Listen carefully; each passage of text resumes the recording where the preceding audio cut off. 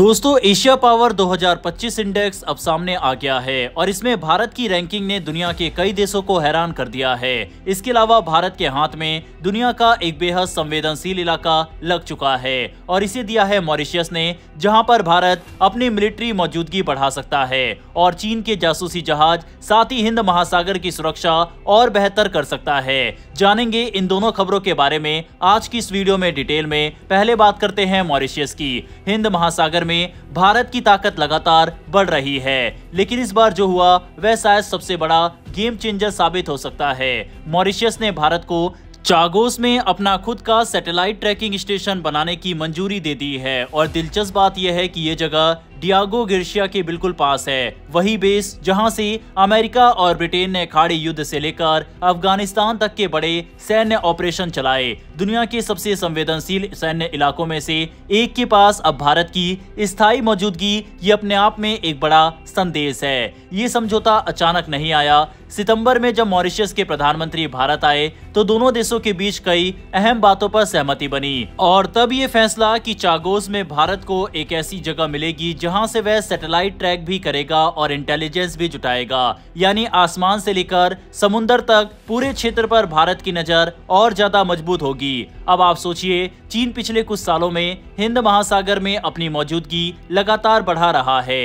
Research vessel, submarine, intelligence ship सब इसी root पर घूमते रहते हैं। ऐसे में भारत के पास चागोस जैसी लोकेशन आ जाना सिर्फ एक सुविधा नहीं बल्कि एक रणनीतिक चेकमेट है। ORF के एक डिफेंस एनालिस्ट ने साफ कहा, ये सिर्फ सैटेलाइट की ट्रैकिंग नहीं है, ये है कॉन्टेस्टेड इंडियन ओशियन में लगातार नजर बनाए रखना और ये बात चीन को सबसे ज्यादा परेशान करेगी। चागोस का इलाका काफी दूर दराज है, यहाँ लॉजिस्टिक सपोर्ट आसान नहीं है, लेकिन भारत ने पहले भी अगलेगा में यही मॉडल अपनाया है। वहाँ भी आधिकारिक तौर पर कहा गया कि इंफ्रास्ट्रक्चर डेवलपमेंट चल रहा है, पर असल में भारत ने एक फुल फ्लेज स्ट्रेटेजिक हब तैयार कर लिया। चागोस भी उसी तरह का दूसरा वर्जन बन सकता है। सबसे दिलचस्प हिस्सा आता है भारतीय नौसेना की न्यूक्लियर पनडुब्बियों का। INS अरिहंत, अरिघट, अरिदमान और अब चौथी नई SSBN ये भारत के लिए लास्ट लाइन ऑफ डिफेंस है। मतलब अगर दुनिया में कुछ भी गलत होता है तो ये पनडुब्बियां भारत का सेकेंड स्ट्राइक कैपेबिलिटी संभालती है। ऐसे हथियारों को गहरी, सुरक्षित और अनचार्टेड जगहों पर गश्त करनी होती है और चागोस का पानी दुनिया में SSBN गश्त के लिए टॉप लोकेशन में आता है।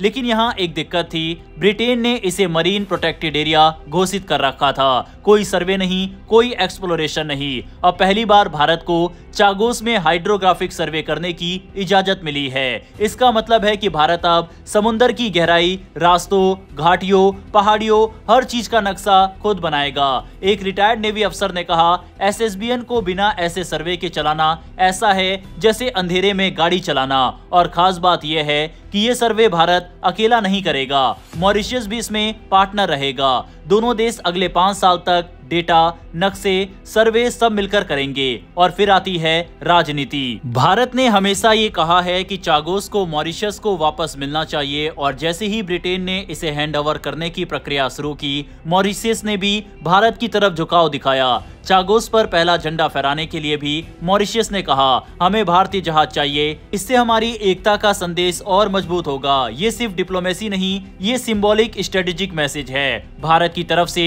$680 मिलियन की मदद भी इस पैकेज में शामिल है। पोर्ट लुइस की मरम्मत से लेकर एयरपोर्ट के नए ATC टावर तक, लेकिन इसी पैसे का एक हिस्सा चागोस में नई सुविधा विकसित करने में भी लगाया जाएगा। याद रखिए, जिस चागोस को पहले नो डेवलपमेंट जोन कहा जाता था, वही अब भारत की स्ट्रेटेजिक पहुंच इतनी तेजी से बढ़ रही है कि चीन समेत कई देशों की नींद उड़ सकती है। मॉरिशस की कोस्ट गार्ड बहुत छोटी है, उनके पास मुश्किल से कुछ पेट्रोल जहाज है। ऐसे में भारत ने एक जहाज को रिफिट करने, अधिकारियों को ट्रेनिंग देने और संयुक्त पेट्रोलिंग बढ़ाने का फैसला भी किया है। विदेश सचिव विक्रम मिस्री ने खुलकर कहा, मॉरिशस की जिम्मेदारियां बड़ी है और भारत उसका सबसे भरोसेमंद पार्टनर है। आसान भाषा में समझे तो अब भारत ने हिंद महासागर के बीचों बीच एक ऐसी जगह सुरक्षित कर ली है जहां से वह चीन की हर हलचल देख सकता है, अपनी SSBN पनडुब्बियों के लिए सुरक्षित जोन बना सकता है, अमेरिका ब्रिटेन के सबसे बड़े बेस के पास अपनी मौजूदगी दिखा सकता है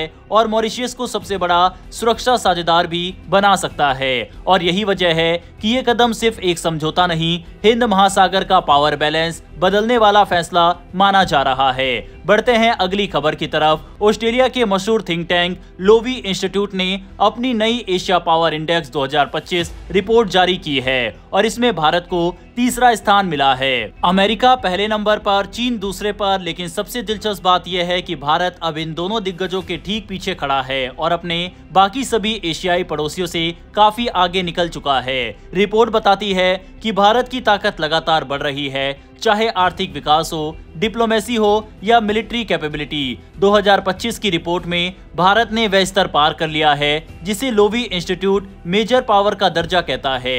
यानी अब भारत सिर्फ एक उभरती हुई शक्ति नहीं बल्कि एशिया का असली मुख्य शक्तिशाली देश बन चुका है। एशिया पावर इंडेक्स 27 देशों और क्षेत्रों की ताकत को 131 इंडिकेटर्स की मदद से मापता है। सैन्य क्षमता, रक्षा नेटवर्क, आर्थिक शक्ति, विदेशी रिश्ते, सांस्कृतिक प्रभाव, डिप्लोमेसी, लचीलापन और भविष्य के संसाधन, सबको मिलाकर एक कॉम्प्रिहेंसिव स्कोर बनाया जाता है।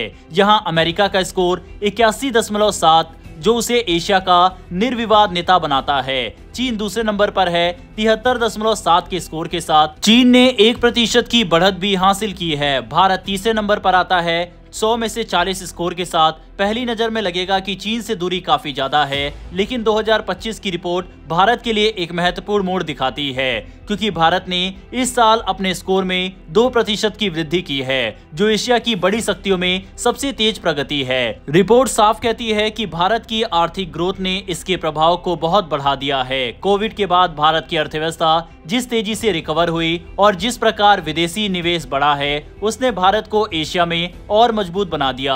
भारत की टेक्नोलॉजी क्षमता, कनेक्टिविटी और अंतर्राष्ट्रीय लेवरेज में भी सुधार हुआ है। इवन दो अभी चीन की बराबरी करने में थोड़ा वक्त लगेगा। मिलिट्री के मामले में भी भारत ने लगातार सुधार किया है।